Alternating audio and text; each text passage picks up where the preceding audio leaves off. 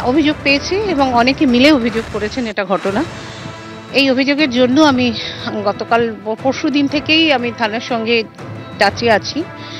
ওরা আমাদের রিপোর্ট দেবেন বলেছেন তদন্ত করে, আজকে অথবা কালকের মধ্যে। হ্যাঁ, আগেই চেয়েছি, এখানে আসার আগে আমরা সুমোটো করেছি, পরে পুলিশের থেকে রিপোর্ট চেয়েছি। আজকে আমরা নিজেরা ভিজিটে এসেছি। দুটো বিষয় ভাইরাল হয়েছিল, তার মধ্যে একটা বিষয় ছিল মহিলাদের শ্লীলতাহানি।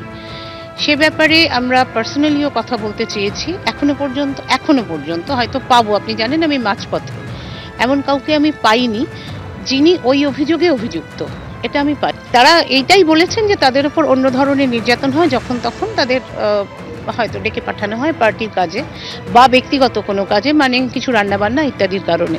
এবং এটা ওরা অনেকদিন ধরে এই মানে অসুবিধার মধ্যে আছেন।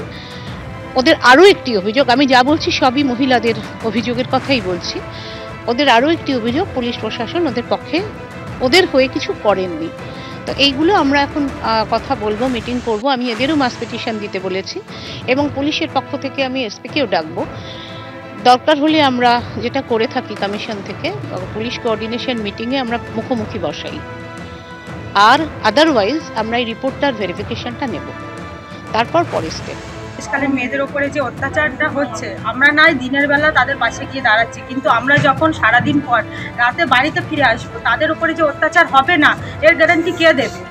সন্দেশখালীর মহিলাদের গায়ে যেন একটা হাতও না পড়ে, একটা যদি আঁচল লাগে তাহলে সারা রাজ্যের মানুষ আবার রাস্তায় নামবে, আমরা যেমন নামছি।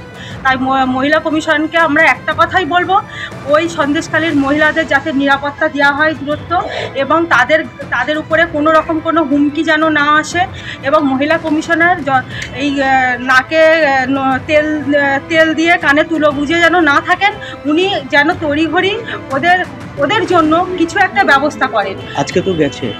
আজকে গেছে, কালকে যেহেতু আমরা মিডিয়ার সামনে আমরা বলে দিয়েছি যে আমরা মহিলা কমিশনার কি নাকে তেল দিয়ে ঘুমাচ্ছেন, এই কথাটা বলার পর তারপরে উনি আজ তড়িঘড়ি করে গেছেন। এত 8-10 দিন ধরে ওনার একবারও মনে হয়নি যে সন্দেশখালীতে যেতে হবে, ওই অসহায় মা বোনেদের পাশে দাঁড়াতে হবে, মনে হয়নি। আর আজ সন্দেশখালী যাওয়ার পথে কলকাতাতেই আটকে দেওয়া হয় শুভেন্দু অধিকারীদের বাস। সেই বাসে ছিলেন বিরোধী দলনেতা সহ 67 জন বিজেপি বিধায়ক। প্রায় 4 ঘন্টা বাসেই আটকে ছিলেন শুভেন্দু অধিকারী। সন্দেশখালীর 60 কিলোমিটার আগে আটকে দেওয়া হলো শুভেন্দু অধিকারীদের বাস। কাল কেন্দ্রীয় স্বরাষ্ট্র মন্ত্রকের কাছে রিপোর্ট দেবেন রাজ্যপাল। আমরা যা বলেছিলাম তার চেয়েও ভয়াবহ অবস্থা সন্দেশখালীর অভিজ্ঞতায় এমনই বলেছেন রাজ্যপাল, দাবি করেছেন শুভেন্দু অধিকারী।